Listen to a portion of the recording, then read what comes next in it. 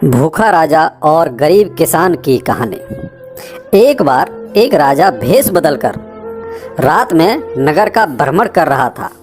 अचानक वर्षा होने लगी। उसने एक मकान का दरवाज़ा खटखटाया।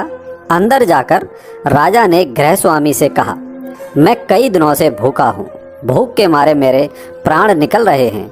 जो कुछ हो मुझे तुरंत खाने में दे दो।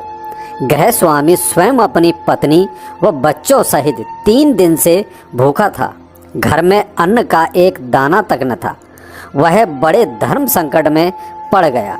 उसे समझ नहीं आ रहा था कि वह अपने भूखे अतिथि को कहाँ से भोजन कराए। तभी उसने मन में एक विचार आया। वह घर से बाहर निकला और घर के सामने एक दुकान से 2 मुट्ठी चावल चूरा लाया। उस गृहस्वामी ने अपनी पत्नी से उन चावल को पकाकर उन्हें अतिथि को खिलाने के लिए कहा।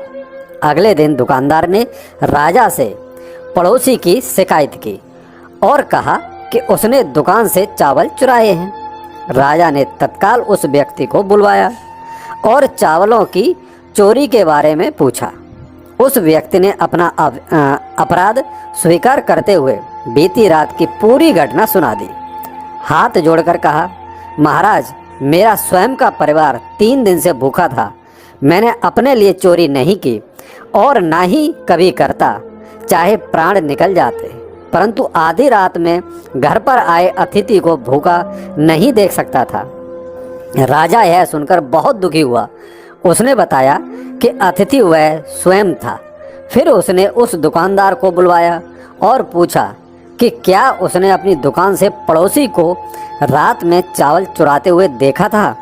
दुकानदार ने हाँ कहने पर राजा ने कहा, इस घटना के लिए प्रथम दोषी मैं स्वयं हूँ। दूसरा दोषी दुकानदार है जिसने रात में पड़ोसी को चावल चुराते देख लिया, परंतु 3 दिन तक पड़ोसी को परिवार सहित भूखा रहते नहीं देखा। इसने अपना पड़ोस धर्म नहीं निभाया। राजा ने उस दुकानदार को जाने के लिए कहा और उस गृहस्वामी अतिथि निष्ठा भाव से प्रसन्न होकर 1000 सोने की असरफियाँ उसे इनाम में दी। शिक्षा क्या मिली दोस्तों हमें इससे? दोस्तों, इस कहानी से हमें शिक्षा मिलती है कि हमें अतिथि का सम्मान करना चाहिए। और देखा जाए तो हमारे ग्रंथों में लिखा है, अतिथि परमो